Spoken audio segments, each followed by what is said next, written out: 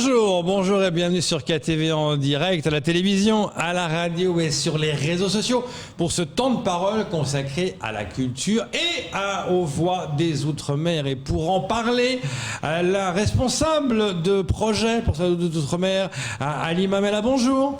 Oui, bonjour. Bienvenue. Merci.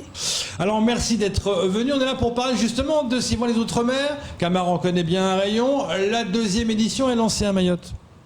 Oui, effectivement, la deuxième édition est lancée à Mayotte. Là, les inscriptions sont ouvertes jusqu'au 15 mai. Donc, il faut aller sur le site www.voixdesoutre-mer.com. Vous aurez la fiche d'inscription, vous la téléchargez et puis vous remplissez. Au cas où si vous avez des problèmes à insérer vos photos, vos vidéos, il faut les envoyer à concours@voixdesoutre-mer.com. Est-ce que tout le monde peut postuler? Oui, il n'y a pas de différence d'âge. C'est ouvert à tout le monde. Au chant, le mlidi, le débat, le daïra, de tout chant lyrique. Si vous avez une belle voix, vous pouvez vous inscrire. Est-ce que ceux qui ont gagné la première édition pourront être d'office dans la deuxième édition? Ah, là, il faut poser la question au responsable. Je vais la poser à vous d'abord. Ah. D'accord, ok, je la pose à Camara. Camara Bora, bonjour. Bonjour. Non, parce que c'est amusant. Parce que vous voyez, notre deuxième invité, c'est Camara Bora. Parce que les voix des Outre-mer, c'est Camara Bora. The Voice of Mayotte. Comment ça va, Camara Bora? Ça va très bien. Alors, Camara Bora, dites-moi, est-ce que vous pourrez être de nouveau sur la deuxième édition? Oui, en fait, ceux qui ont gagné là en régional, c'est-à-dire, moi j'ai gagné en régional, c'est-à-dire en territorial, ici à Mayotte, mais la suite c'était à Paris. J'aurais gagné à Paris, non, j'aurais pas concouru, parce que là, peut-être que j'aurais eu tout de suite une proposition pour continuer une autre aventure, une autre étape. Donc oui, parce que vous le savez très bien, que quand on est parti de Mayotte pour aller rejoindre les autres finalistes à Paris, pour la plupart, ce sont des gens qui l'ont gagné, ou qui l'ont fait 2 fois, 3 fois, 4 fois. Donc oui, je peux, la personne qui a gagné, en tout cas en territorial, pour l'instant, nous, ça sera notre deuxième édition, alors que c'est déjà la 4e édition pour eux. Donc oui, je peux concourir. Voilà, reprenez votre peau de deuxième intervieweur pour poser une question. Non,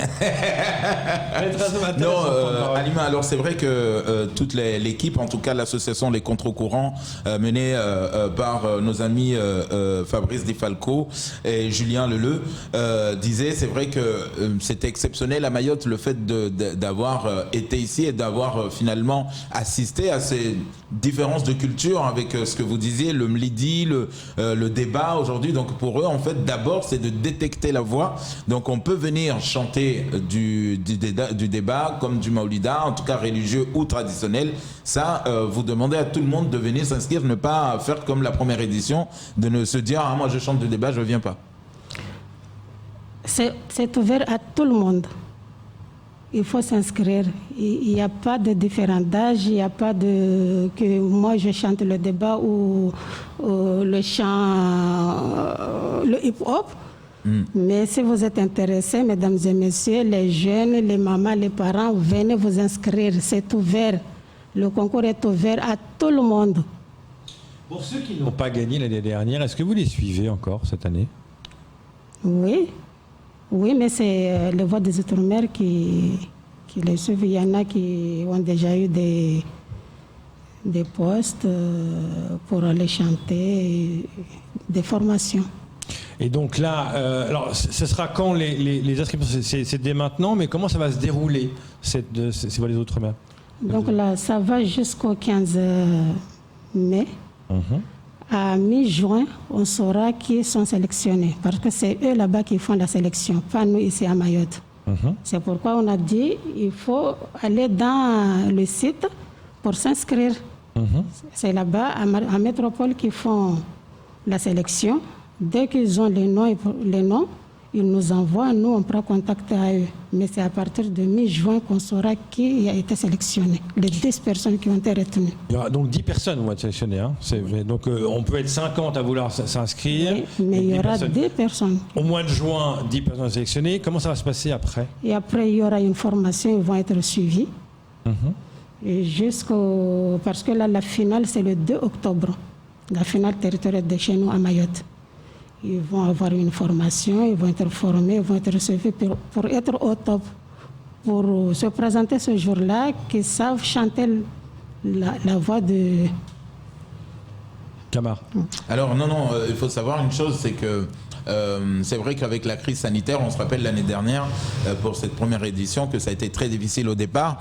Le staff, en tout cas des Voix des Outre-mer, devait venir à Mayotte pour faire passer le casting physiquement. C'est-à-dire que je pense qu'il y avait une 60aine de personnes qui avaient envoyé des vidéos, donc ils devaient venir faire passer tout le monde et à partir de là, retenir les 10. Donc ça n'a pas été possible parce que notre aéroport a été fermé à un moment donné. Donc il fallait envoyer absolument sa vidéo. Donc dans toutes les vidéos qui ont été envoyées, vous imaginez que tout l'Outre-mer a envoyé, les candidats avaient envoyé des vidéos, donc il aura fallu un peu de temps pour scruter, regarder toutes ces vidéos et pour retenir ceux qui ont été retenus. Donc c'est ce qu'ils ont fait. Et une fois que vous avez le message en vous disant félicitations, vous êtes retenus, donc ils vous donnent les rendez-vous. Bon, on va recommencer à travailler en attendant notre arrivée, donc par visio, c'est ce que nous avons fait. Après, ils sont arrivés, donc on a eu cette formation de 1 semaine pour nous préparer à notre finale territoriale. Donc c'est ce qui va se passer. Maintenant, une fois sur place, je ne sais pas si cette année, est-ce que si ça évolue la situation, est-ce qu'ils seront là avant, est-ce qu'ils seront pas là, est-ce que ça va se faire de la même manière. Donc Est-ce que ça va être différent? En visio, en attendant qu'ils viennent. D'accord, ça ne changera pas. Est-ce que ça peut, sachant que les gagnants l'année dernière, comme Camar et l'autre personne qui est Waïda, ont gagné, seront donc aussi participants, est-ce que ça risque de décourager certains? Ah non, pas du tout. Non, pas du tout. Non. Je ne pense pas, parce que l'année dernière, il y avait quand même un bon niveau. C'est-à-dire que même si avec Waïda, qui a eu le titre de la voix jeune talent des Outre-mer, et puis moi la voix des Outre-mer, donc s'il y avait quand même du bon talent, tous ceux qui ont été avec nous, franchement, je pense qu'ils ont leur talent aujourd'hui. Il y en a qui ont peut-être profité pour bien retravailler. Ça ne veut pas dire que je vais reconcourir, que je vais gagner. Donc peut-être que là... Mais ça peut être déstabilisant quand on se dit voilà, c'est parce que l'idée même de dire ceux qu'on gagné se représentent de nouveau pour la deuxième édition, est-ce que ça peut être un frein pour d'autres qui disent ouais mais bon, j'ai aucune chance contre lui, c'est ça que je veux dire. Oui, alors dans ce cas, c'est pas la peine d'y aller, parce que quand on va aller à Paris, nous quand on est arrivé à Paris, quand on a vu les Edwin, quand on a vu tout le panel des chanteurs lyriques qui eux déjà ont un conservatoire, ils font du conservatoire, donc c'est-à-dire que si déjà début ici on se dit parce qu'il y a Camar, parce qu'il y a Waïda, j'ai peur d'y aller, donc c'est pas la peine d'aller à Paris, parce que là-bas vous allez tomber sur des mecs quand même qui ont une expérience assez comme ça. Donc Halima, est-ce que le fait d'avoir fait la première voix des Outre-mer aide pour alimenter le fait qu'il faudrait plus d'écoles, ne serait-ce qu'un conservatoire à Mayotte? Moi je demande beaucoup, parce que c'est dommage, parce que nous on n'a pas de conservatoire, nous on n'a pas une salle de spectacle, nous on n'a rien. Mais ces jeunes-là, ils ont travaillé. Ils ont vraiment travaillé. En 1 semaine, ils ont pu chanter lyrique. Et arrivé là-bas à Paris, nous, on était émus. J'étais émue lorsque je les ai vus en train de chanter à l'opéra. Je ne savais pas quoi dire, ni quoi faire. J'étais là, mon esprit, mais j'ai dit, mais non, c'est pas possible. Mais là, je demande au moins qu'on ait une salle pour donner des avantages à nos musiciens. Oui, et puis peut-être avoir un conservatoire. Voilà. Ça peut aider, non? Ça peut aider aussi. Camar? Moi, je pense qu'aujourd'hui, d'abord, c'est l'office culturel départemental, le fait d'avoir accepté de recevoir l'événement. Ça, c'est déjà un grand pas. On peut remercier le département d'avoir accompagné et qu'ils aient accepté en tout cas de recevoir l'événement, d'accueillir l'événement chez nous. Parce que là, c'est une autre porte qui s'ouvre pour tous ceux qui vont vouloir en tout cas s'aventurer dans le lyrisme. Mais c'est vrai que nous avons énormément de jeunes talents en Mayotte, notamment avec l'événement qu'organise l'Office culturel départemental des Scènes ouvertes, où il y a plein de concours en ce moment. Donc beaucoup de jeunes ne s'identifient pas forcément dans le lyrisme. Ils se disent, bon, moi je suis chanteur de la musique urbaine, urbaine, chant du rap, du zouk, du reggae, du machin.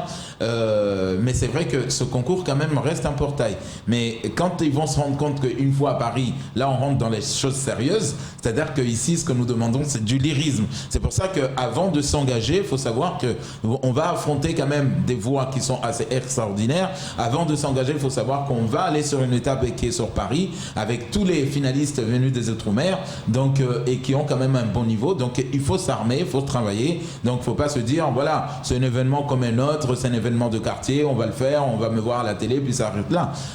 Nous, franchement, on a été surpris déjà, le fait déjà, on n'y croyait pas, qu'on va finir le concours et qu'on va pouvoir aller à Paris et rentrer dans l'Opéra de Paris. Et aujourd'hui, nous l'avons vécu. C'est pour ça que nous sommes encore plus motivés de dire non, on est toujours là, on lâche rien et on veut y aller plus loin. Halima, on répète comment peuvent s'inscrire les jeunes?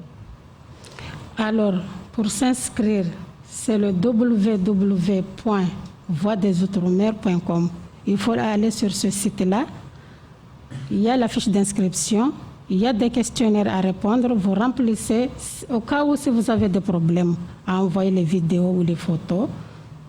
L'adresse email, c'est concours@voixdesoutre-mer.com ou inscription-artistique@ocd976.yt.